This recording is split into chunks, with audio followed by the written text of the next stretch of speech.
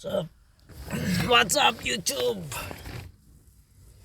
So na kita unit diri, volkwagen gini guys.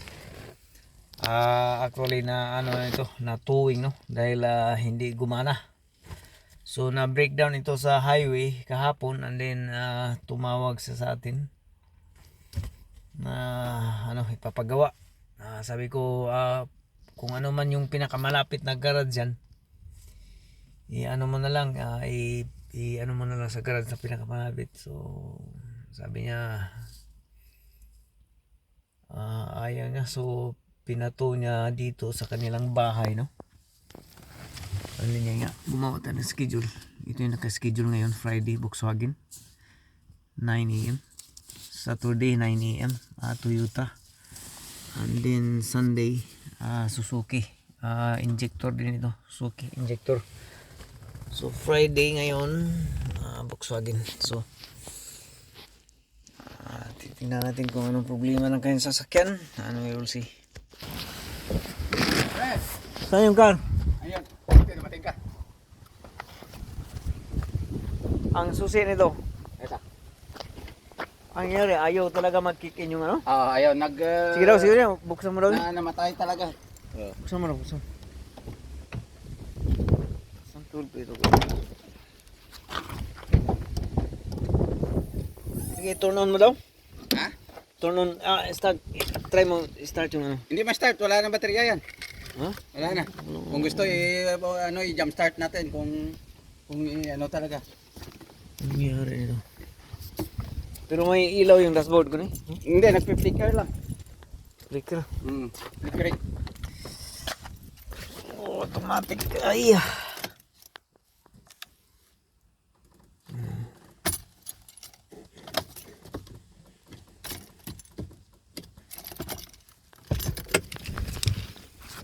Okay.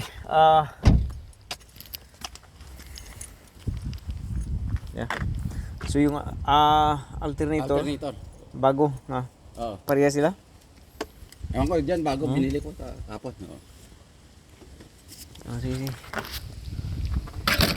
Kita natin ang alternator. Most likely yung baterya ano na to rin. Ano, wala ng buhay ito. Kasi pagka pinalitan nga natin ng alternator. Ngayon kung damage naman yung battery cells nito, sisirain din niya yung alternator dahil walang tatanggap sa charging. Okay. Mag self-destruction ang ano. Alternator pagka walang magtanggap ng charge. Wala na patay na wala nang green makikita. So most likely palitan din natin ng baterya. Yeah. Bluetooth na din yung gilid. Bluetooth na yung baterya, so Baterya din. sasayangin yung alternator na bago pagka hindi natin palitan yan. Okay. Okay? So whatever, kung bili ka ng baterya habang inaano ko to. Okay? Yeah. So guys, I spoke with the owner that since we're gonna change with the new alternator on it, and if we change the new alternator on it, if we put new alternator on it, and the battery cells is fuck or damaged, no?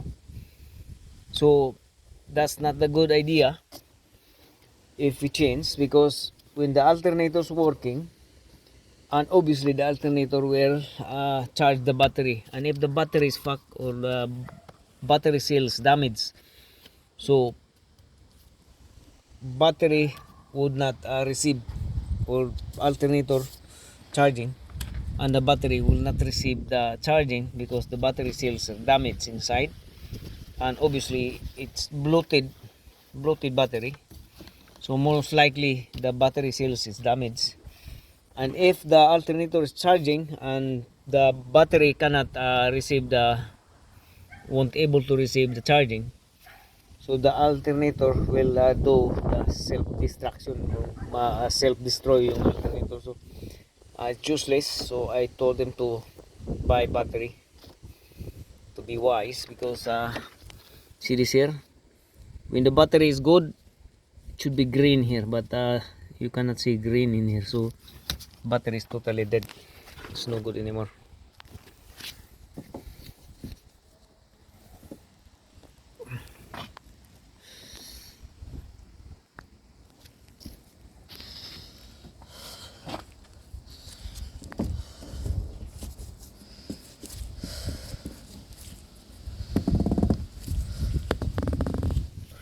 So what we're gonna do now, we're gonna first thing first, we're gonna disconnect the battery while we are doing the before doing the alternator. Okay, so the battery, have to disconnect the battery.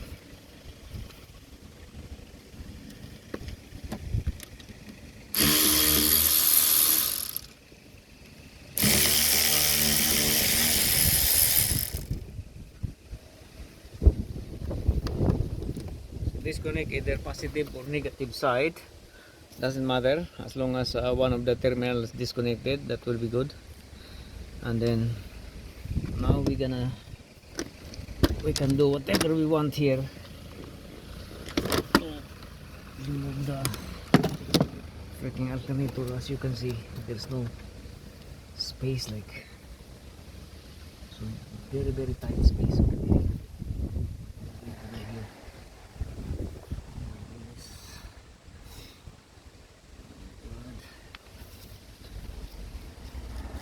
So since this is very tight space, so we're gonna uh, remove the, take it out, the fuel filter, move it on the side, so we can have Sorry, he's Morning. like going to say hi to you. How are you?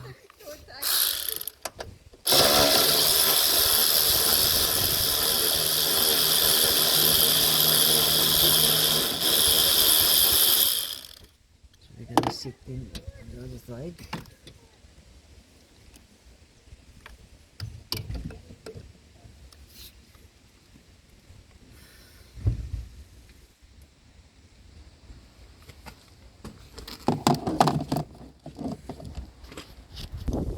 So we're gonna push this thing out like so.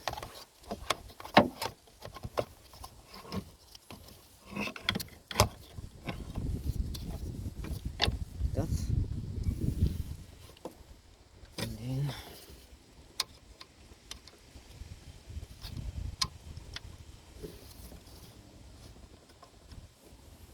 yeah. And then we're gonna release the belt, the alternator belt or serpentine belt, what it, before doing anything. This is very very hard, guys, very tricky things, like very very tight space here. So as you can see, there are 10 mil bolt here that holding the coolant pipe. We're gonna remove this 10 mil bolt.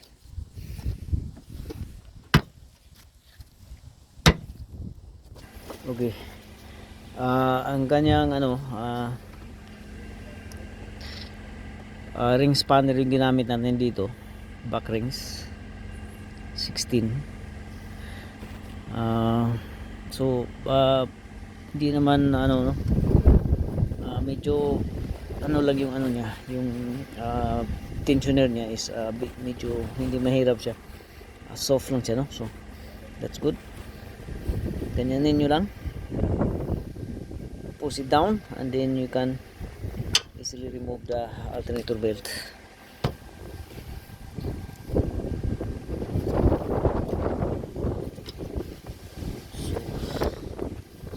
Ang ano nito is we gonna remove the engine mount, this one here, so we can pull up the engine on the top position, because there's no room get out the alternator. It's too tight. So in order to make a room, we need to jack up the engine up, and then remove the beforehand remove the engine mount. So removing the engine mount, it involves the expansion tank, coolant expansion tank. You have to take it out. This is like we're doing the timing belt in here. Very annoying, but can't do nothing. Okay, so we need to do what we need to do. Remove this thing out. That's it. Come on.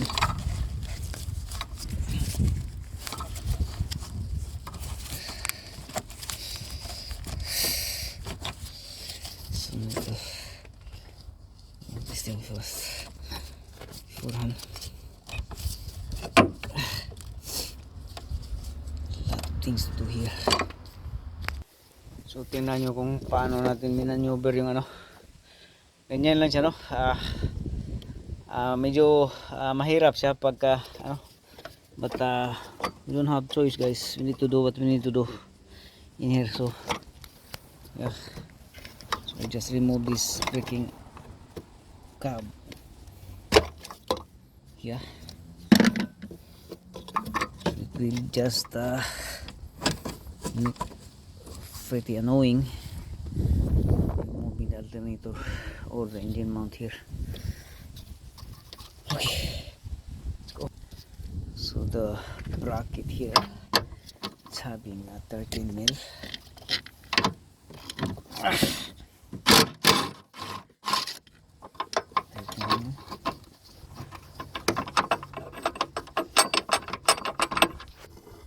That's it.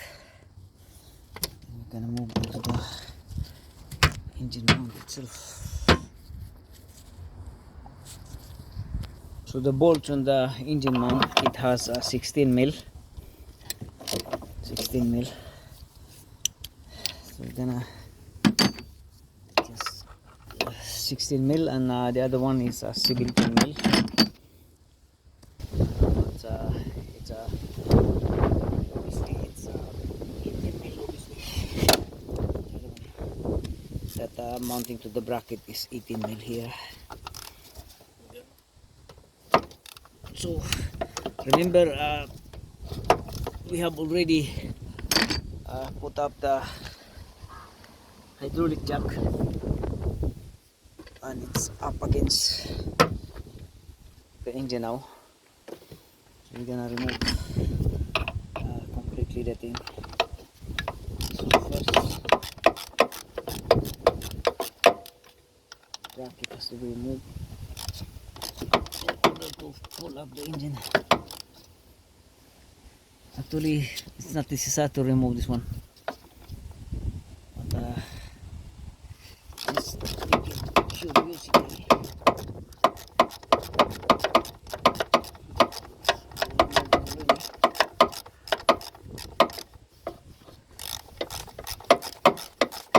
So we're gonna remove this actually because it's on the way, no, in here. This is the pipe for the aircon, and it's on the way, so make it clear.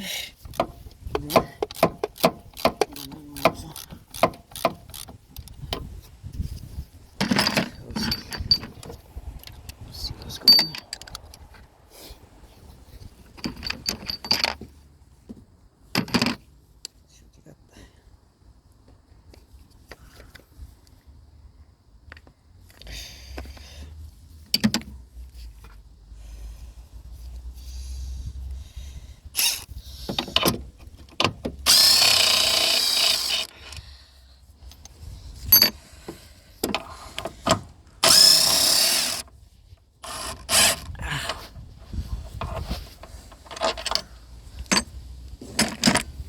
We will try to pull up this way.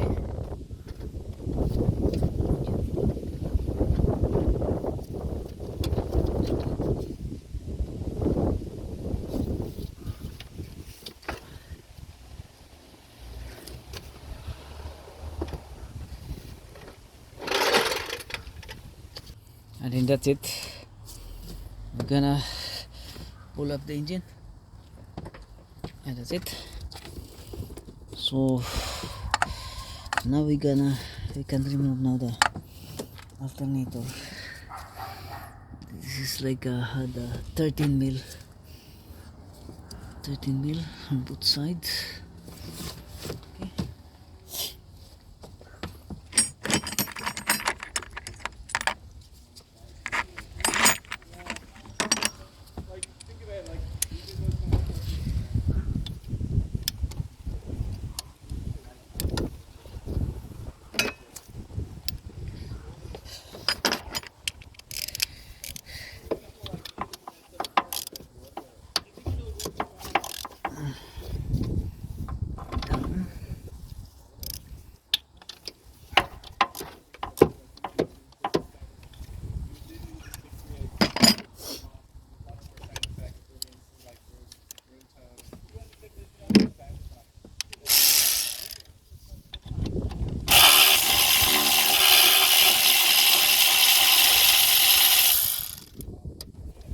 This is a long bolt, guys, 13 mil bolt, long one.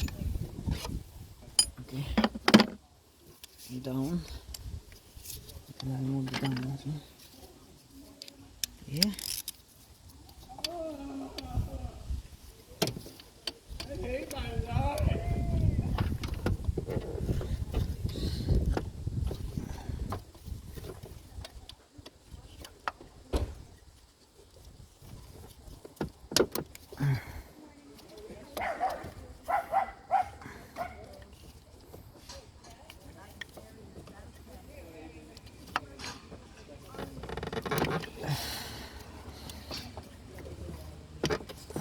Pull up more.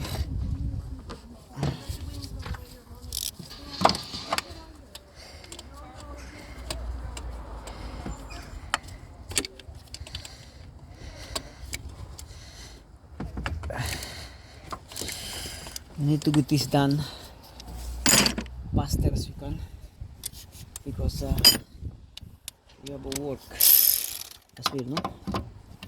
So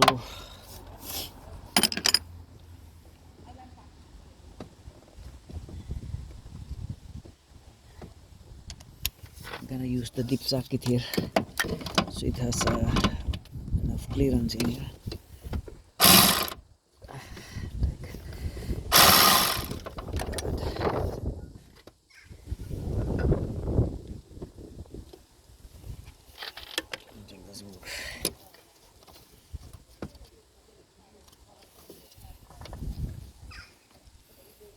Then you're gonna need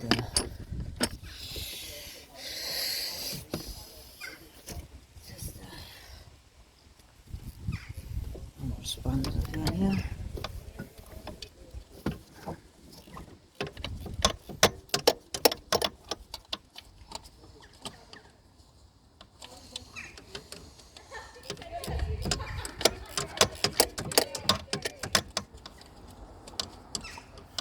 So ang cause nito, guys, yung ang symptoms nito pagka alternator na bumigay is yung kanyang dashboard, no, magbi-blink na. So ibig sabihin wala na pong supply or wala nang power, yung either yung battery or yung alternator. There's no power actually to supply or the electricity or the electric on the features on the other side. So, and then beforehand you should kind of check your battery, because the battery, if the battery is bad, then so as the alternator also, because alternator is giving charge, is charging to the battery, and if the battery is bad, it won't receive charge from the alternator, then the alternator will make like a self-destruction, no? So either masusunog siya, yung voltage regulator niya is burn down, or it will fail. So and that would be hard here, so we gonna need like here we're gonna disconnect from here. This is the charging actually, so we're gonna pry it out, disconnect. So we are frying out the alternator now using the fry bar. I'm going to pull it out, the fry bar.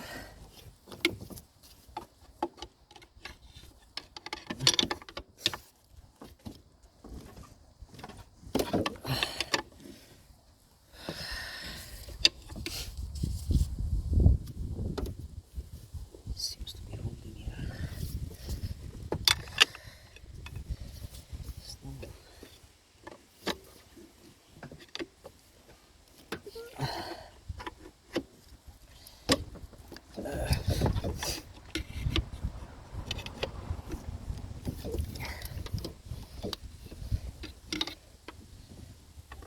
Down below.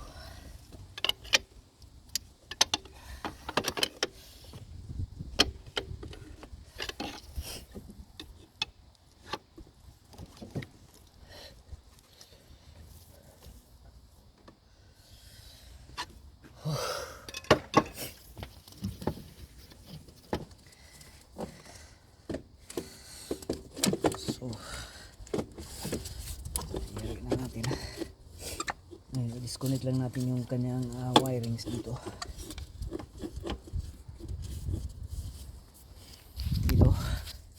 Ito yung kanyang sa charging.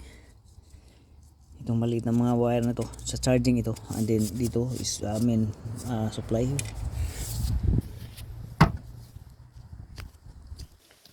Disconnect. And then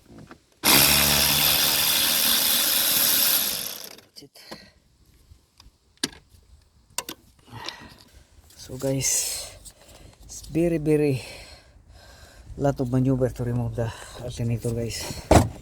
So instead of here, cannot be removed from here, cannot be taken out from here, so it should be here, and then using the fry bar to maneuver. And now we're gonna put it back on, the new one.